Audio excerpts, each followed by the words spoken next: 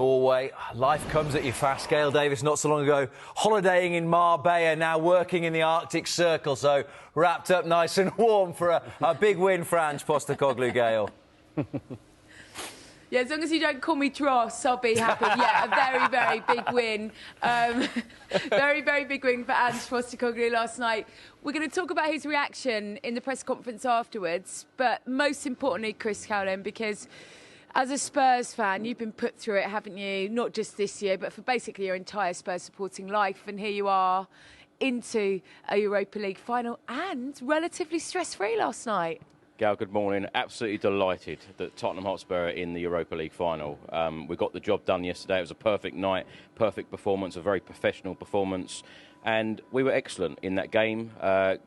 Stuck to the game plan. Ange Postecoglou got it so right. And I feel like he has had so much criticism, but give him credit where credit is due. The players delivered. He looked so happy last night. The players looked so happy. The fans didn't stop singing. You wouldn't know that there was only 400 fans inside that stadium because of the noise. Absolutely thrilled and delighted that we're in the final. It's extraordinary, isn't it? Because you look at week in, week out, and what a poor league campaign it's been.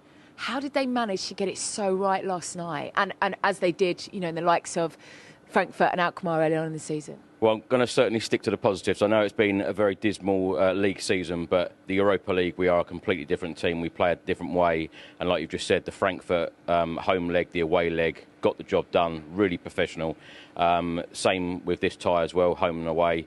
And it wasn't a given that we were going to go through to the final, even though we were 3-1 up from the first leg. Because you were quite nervous when I saw you yesterday, and everybody in Bodø was telling you, don't, fear this kind of yellow and black swarm of kind of positivity and intensity, and they're going to blow Spurs away, and it just didn't happen. They were just so confident with their pitch, and what was it all about? Them just keep flooding the pitch. It was raining all night, and they just kept watering it and watering it. In the end, it was so heavy, wasn't it, the pitch? It didn't work for them. It didn't work for them in the end, but as I say, Spurs got the job done. Very professional performance, and just delighted to be in the final now. And what about the post-match? We just heard from Postecoglou that question from Matt Law about will it save the season, and he kind of went off on one. I was actually surprised by the narrative and the tone that came out of that press conference.